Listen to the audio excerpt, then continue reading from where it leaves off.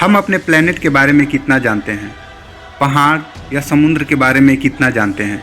इंसान इसके बारे में स्टडी जारी रखा है। वैसे तो हम 21वीं सदी में जी रहे हैं, लेकिन कुछ रहस्य से पर्दा उठाना अभी भी बाकी है।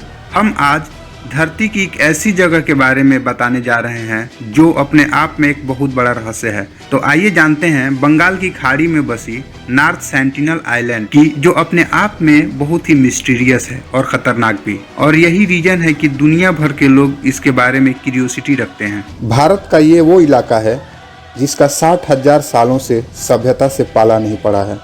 यहाँ न कोई जा सकता है और न ही किसी से कोई मिल सकता है।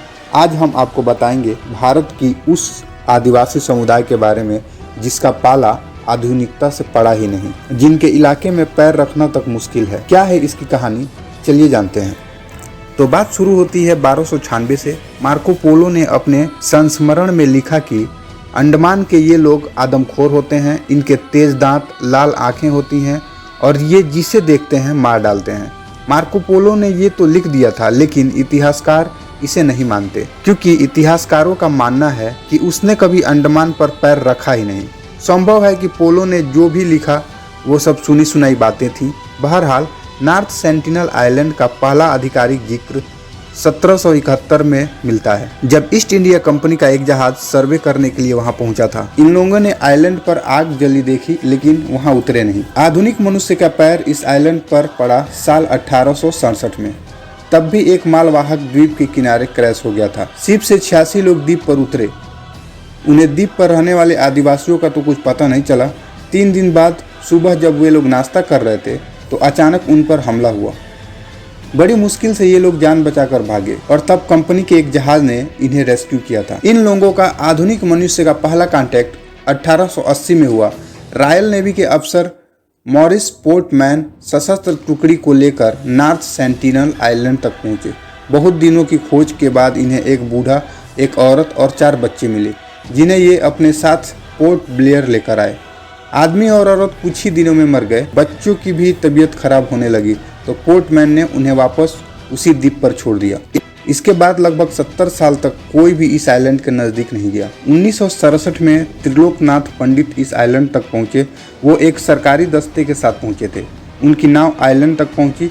दूरबीन से देखा तो सेंटिनली आदिवासी दिखाई दिए, लेकिन बोट देखते ही वो जंगल की तरफ भाग गए। टीएन पंडित और उनकी पार्टी ने कदमों का निशान का पीछा किया। अंदर जंगल में उन्हें 18 झोपड़ियां दिखाई दी। पहली बार उन लोगों के बारे में पता चला ये झोपड़ियां में रहते हैं। झोपड़ियां घास और लकड़ियों की बनाई गई थी। अंदर आग जल रही थी। वहाँ शहद, सुअर की हड्डियां और कुछ लकड़ी के बर्तन थे। कुछ भाले और कुछ तीर कमान भी मिली। तीर की नोक पर लोहा लगा हुआ था, जिससे यह पता चलता है कि ये लोग मेटल से वाकिफ थे।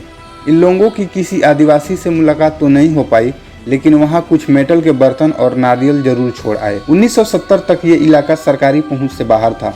कम से कम निशानदेही जरूरी है। इसलिए 1970 में सर्वे के लिए आई एक पार्टी ने द्वीप पर एक पत्थर लगाया, जिसमें लिखा था यह द्वीप भारत का हिस्सा है। इंटरनेशनल कम्युनिटी में इस आइलैंड के चर्चे हुए तो 1974 में नेशनल जियोग्राफिक की टीम डॉक्यूमेंट्री बनाने के लिए आई। दुनिया में जब भी एक अनछुई ट्राइब से पहला कांटेक्ट किया जाता है तो कुछ तरीके आजमाए जाते हैं।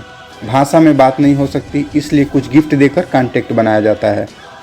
साथ ही इशारों में बात करने की कोशिश की जाती है। नेशनल जियोग्राफी की टीम ने भी यही तरीके अपनाने की कोशिश की, लेकिन जैसे ही उनका नाव आइलैंड के नज़दीक पहुंची, उस पर तीर चलने लगी। एक तीर तो सीधा डायरेक्टर को लगा। जिस आदिवासी ने तीर चलाया वो जोर से हंसा और पेड़ के नीचे जाकर बैठ गया। टीम वापस लौट आई। 3 दिन तक कोशिश के बाद भी टीम टापू के किनारे तक नहीं जा पाई। यहाँ उसने कुछ गिफ्ट छोड़े, मसलन एक सुअर, कुछ नारियल, कुछ बर्तन, एक प्लास्टिक की कार, एक गुड़िया, यह देखने के लिए कि इस आइलैंड के लोग कैसे रिएक्ट करते हैं। पार्टी ने देखा कि कुछ लोगों ने बर्तन और नारियल तो ले लिए, लेकिन सुअर को मारकर जमीन में गाड़ दिया। प्लास्टिक की गुड़िया और कार के साथ भी कुछ यही सलूक हुआ। उसी साल नेशनल जियोग्राफी में सेंटिनली आदिवासियों की पहली तस्वीर छपी। नीचे लिखा था, जहां शब्द नहीं तीर बोलते हैं। इसके बाद 70 और 80 के दशक में कई बार इन लोगों से कांटेक्ट करने की कोशिश हुई। गिफ्ट लेने के लिए सेंटिनली लोग तैयार थे, लेकिन कोई ज्यादा नजदीक पहुंचने की कोशिश करता तो उससे बदले में तीर से स्वागत होता। इन लोगों से एकमात्र कांटेक्ट साल 1991 में हुआ, जब एंथ्रोपोलॉजिस्ट की एक टीम द्वीप पर पहुंची थी। इस टीम में टीएम पंडित और मधुबाला भी शामिल थी। इन लोगों का सामना एक महिला से हो रहा था। इसका असर भी दिखा। तोहफे लेने के बाद एक आदिवासी पुरुष ने मधुबाला की ओर तीर तान दिया। उसी समय आदिवासी महिला ने पुरुष को धक्का मारकर तीर चलाने से रोक दिया। इस दौरान टीम की तरफ से पानी में बहाकर नारियल दिए गए। फिर बाद में सेंटिनल लोगों ने कुछ नारियल हाथों में लेने को भी तैयार हो गए। इसके बाद भी कई बार इन लोगों से कांटेक्ट करने की कोशिश हुई, लेकिन 1996 में सरकार ने इस पर पूरी तरह से प्रतिबंध लगा दिया। 2004 में आई सुनामी के बाद इस आइलैंड का हवाई मुआयना किया गया तो पता चला, लेकिन हेलीकॉप्टर देखते ही आदिवासियों ने तीर से हमला शुरू कर दिया। मतलब था तुम्हारी मदद की जरूरत नहीं। ये हाल में ही नवंबर 2018 में जॉन उजेन चाउ नाम का एक अमेरिकन मिशनरी इलीगली इस आइलैंड में घुस आता है। जॉन एक क्रिश्चियन है और वो इस तरह से ऑब्सेस्ड हो चुका है कि अपने धर्म को लेकर इस आइलैंड पर रहने वाले लोगों को क्रिश्चियनिटी का पाठ पढ़ाना चाहता है। वो वहाँ के नज़दीकी आइलैंड पर पहुंचकर एक मछुआरे को रिश्वत में 25,000 रुपया देता है और वो उसे उस आइलैंड पर जाने के लिए मना लेता है। 14 नवंबर 2018 को रात के अंधेरे में सफ़र पर निकलता है ताकि कोई कोस्ट गार्ड इन्हें देख ना ले। अपने साथ गोप्रो कैमरा, फुटबॉल, कुछ कैचिया, कुछ सूखी मछलियाँ और एक कायक और एक बाइबल लेकर जाता है ताकि वो उन सेंटिनल लोगों को गिफ्ट दे सके। 15 नवंबर 2018 को सुबह जॉन उस आइलैंड के पास पहुंच जाता है और वह उस लोकल मछुआरे को वहां इंतजार करने को कहता है और अपना कायक निकालकर अकेले ही उस आइलैंड पर चला जाता है। वहां उसे एक झोपड़ी दिखाई देती है और दो औरतें आपस में बात करती हुई सुनाई देती हैं। जॉन अपने कायक से उतरने वाला ही होता है कि उसे दो आदमी तीर और धनुष लेकर उसके तरफ बढ़ते हुए दिखाई देते हैं।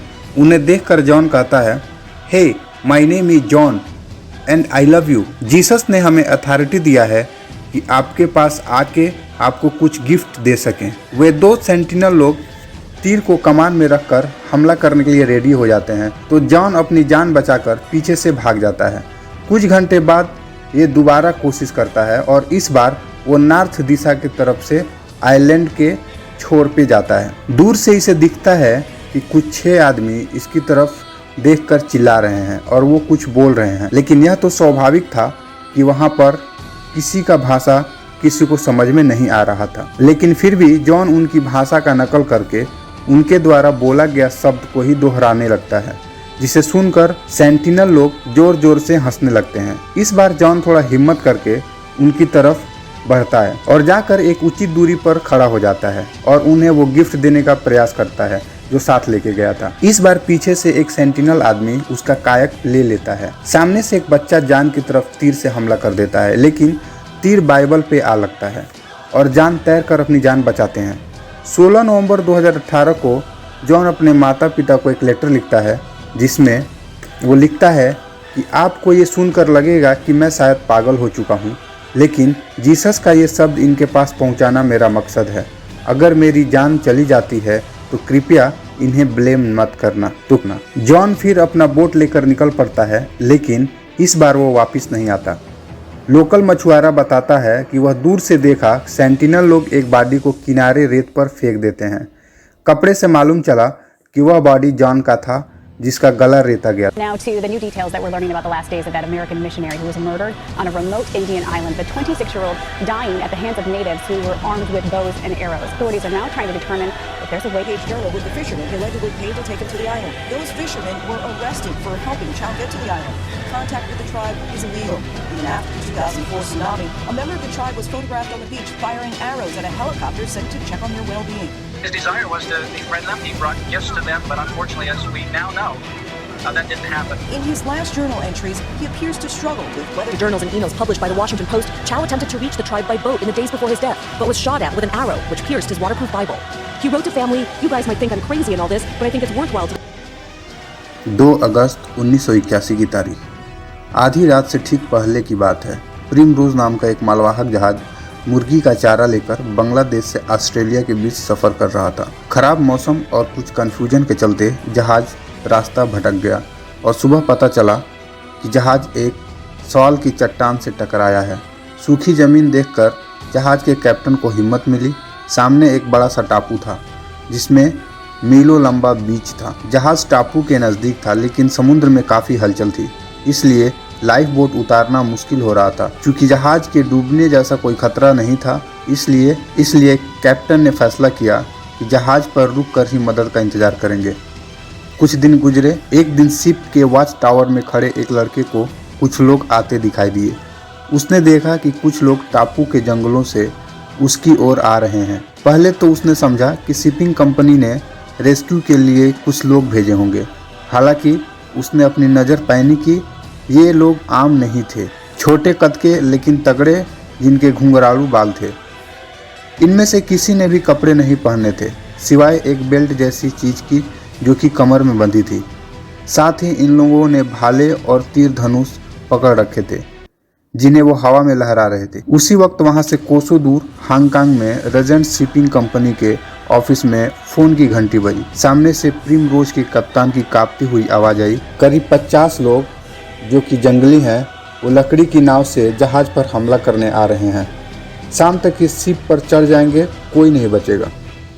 जल्दी हेलीकॉप्टर भेजकर हथियार गिराइए। इस बातचीत से ऐसा लग रहा था मानो 18वीं सदी का काल 20वीं सदी में आ गया हो। लेकिन इसका कारण भी था। जिस टापू के किनारे प्रिमरोज रुका था, उस टापू पर सदियां कभी बीती ही नहीं थी। बहरहाल ये काल आते ही कंपनी के ऑफिस में हंगामा मच गया। बात हांगकांग सरकार तक पहुंची। एक सरकारी प्रवक्ता ने कहा कि लगता है प्रिमरोज का कप्तान पागल हो गया है। अगले दिन प्रेस में खबर छपी कि इस द्वीप के लोग आदमखोर हैं, इंसान को मारकर खा जाते हैं। इधर शिप पर हालत खराब थी। एक फ्लेयर गन, कुछ पाइप, जिसको जो मिला पकड़कर लेकर आया। इनका इस्तेमाल कर करीब 24 घंटे तक ये लोग खुद की रक्षा करते रहे। टापू के लोग शिप पर तीर चला रहे थे लेकिन तेज हवा के चलते तीर जहाज तक नहीं पहुंच रहे थे। ऊपर से शिप की ऊंचाई के चलते कोई चढ़ भी नहीं पा रहा था। एक हफ्ते बाद इंडियन नेवी का हेलीकॉप्टर रेस्क्यू के लिए पहुंचा। रस्सी से चढ़ाकर शिप में मौजूद लोगों को बचाया गया। जहाज वहीं खड़ा रहा। डिसमेंटल करने के लिए इस वीडियो में बस इतना ही। मिलते हैं अगले वीडियो में। इसी तरह की इंफॉर्मेटिव और मिस्टीरियस वीडियो देखने के लिए हमारे चैनल को सब्सक्राइब करें, वीडियो को लाइक और शेयर जरूर करें ताकि ये वीडियो दूसरों के पास भी पहुंच सके। वीडियो पूरा देखने के लिए आपका धन्यवाद।